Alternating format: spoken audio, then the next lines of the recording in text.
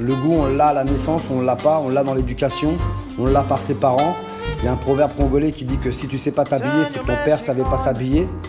Et si ton père savait pas s'habiller, c'est que ton grand-père savait pas s'habiller. Dans le hip-hop, il y a toujours eu le style esthétique classique. Regardez Nate Dogg, il était en chapeau melon. Enfin, il y a toujours eu, même Mobb Deep qui était très rue. Casquette Newsboy, enfin ça fait partie de la culture hip-hop finalement, le classique masculin. Donc c'est une évidence pour moi d'avoir créé ce mouvement qui est le grand danditisme. Justement dans le sens où c'est toute l'inspiration des élégants qui venaient de la rue et qui étaient un peu quand même gangsters.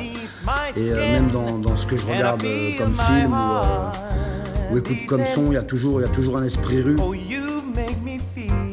Les barons du grand danditisme sont classiques. Ils finissent leur nœud de cravate, ils mettent des chaussettes.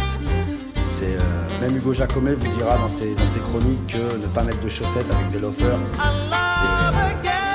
c'est du grand n'importe quoi parce que la transpiration attaque le cuir attaque les pieds, donc puis mettre des socas, je sais pas. L'homme il met les chaussettes et il met les porte-chaussettes pour pas que ça tombe, et c'est comme ça depuis que l'homme s'habille.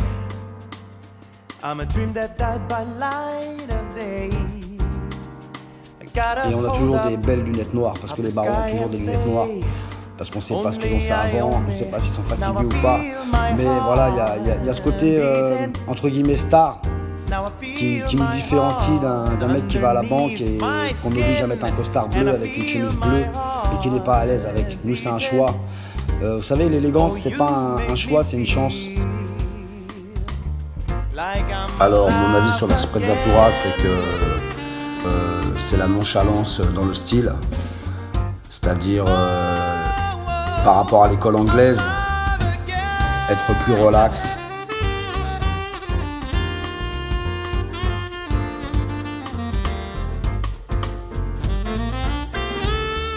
Les gens se posent des questions sur vous. Moi, je suis pas partisan du je longe les murs et je me fais pas voir.